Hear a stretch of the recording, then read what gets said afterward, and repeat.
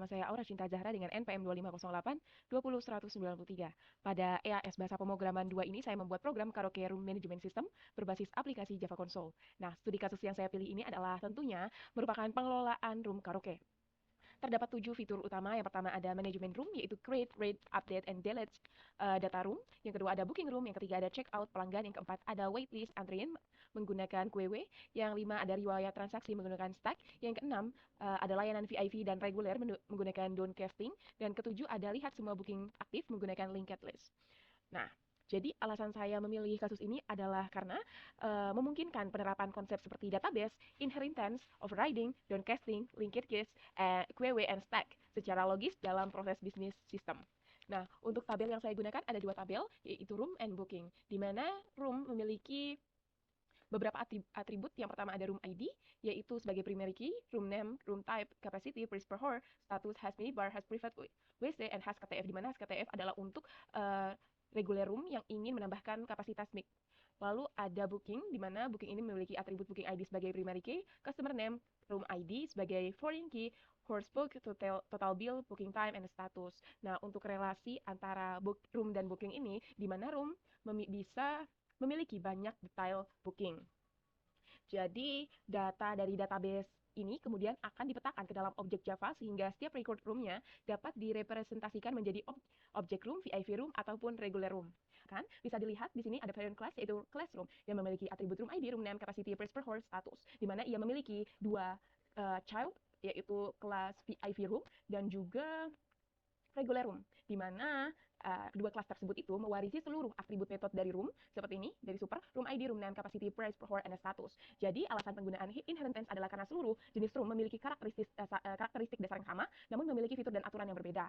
Lalu lanjut ke overriding, di mana overriding itu sebuah konsep yang diterapkan pada metode.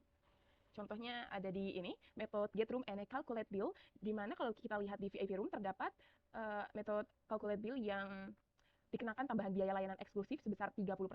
Jadi best bill dikali 30%. Sedangkan kalau regular room itu adalah best if ketika pelanggan lebih dari 2 jam itu akan mendapatkan diskon 10%. Jadi overriding ini tidak hanya mengubah text output, tetapi benar-benar mengubah logika bisnis perhitungan tagihan sesuai dengan tipe room. Jadi inilah alasan kenapa bisnis jadi mengapa ini alasan bisnis overriding itu diperlukan dalam sistem ini.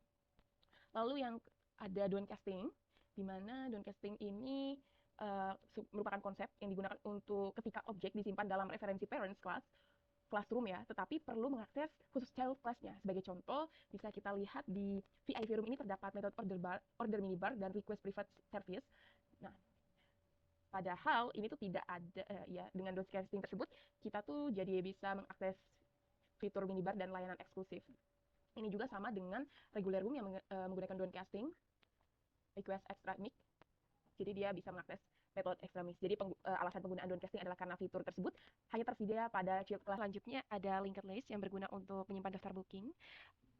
Dan di sini saya membuat struktur linked list secara manual menggunakan kelas booking node and booking linked list agar setiap nodenya di mana setiap nodenya itu menyimpan data booking pelanggan.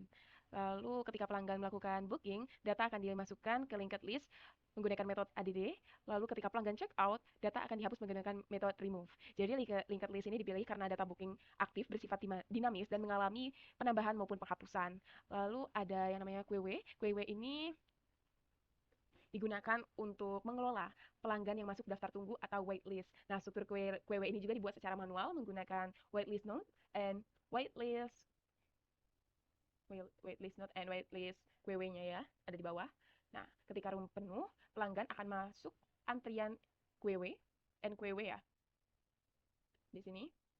Dan ketika room tersedia kembali, pelanggan akan diproses menggunakan DQW.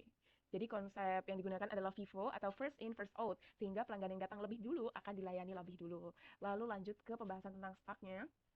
Jadi stack ini digunakan untuk menyimpan riwayat transaksi. Implementasinya menggunakan transaction node and transaction stack, di mana setiap transaksi baru akan masuk ke atas. Stack menggunakan push. Oke, selanjutnya kita akan mencoba fitur-fitur yang ada. Yang pertama kita akan mencoba fitur manajemen room. Nah, untuk pertama-tama kita mencoba rate atau lihat semua room. Berikut adalah data-data yang ada. Nah, kita mencoba untuk menambahkan room. Nama roomnya roti, Rory, boleh, reguler, kapasitasnya 5 orang, harga per jamnya adalah 35.000 untuk reguler. Ada sistem KTF itu adalah penambahan kapasitas mic, dan di sini saya mau mencoba melihat waitlist antrian yang ada. Kita mencoba tambah antrian ya.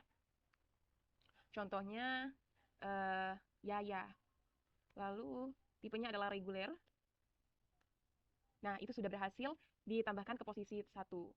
Lalu kita coba tambahkan lagi Raisa menggunakan VIP. Nah, berhasil di posisi kedua. Jadi karena kita mendapat yang pertama datang, maka akan yang pertama keluar. Makanya Yaya ini berada di posisi 1. Nah, untuk proses antrian berikutnya ini berarti Yaya di proses ini, berarti yang selanjutnya akan masuk itu siapa? Itu ada di pilihan 2, yaitu Yaya di proses dari antrian. Nah, kita lihat fitur yang ketiga, yaitu lihat semua antrian. Sisa Raisa dan Aura, karena tadi Yaya sudah keluar duluan. Oke, kembali. Start atau riwayat transaksi. Terdapat 2 pick atau PUK, di mana ini lihat transaksi terakhir dan ini hapus transaksi terakhir. Udah, kita langsung lihat semua transaksi aja.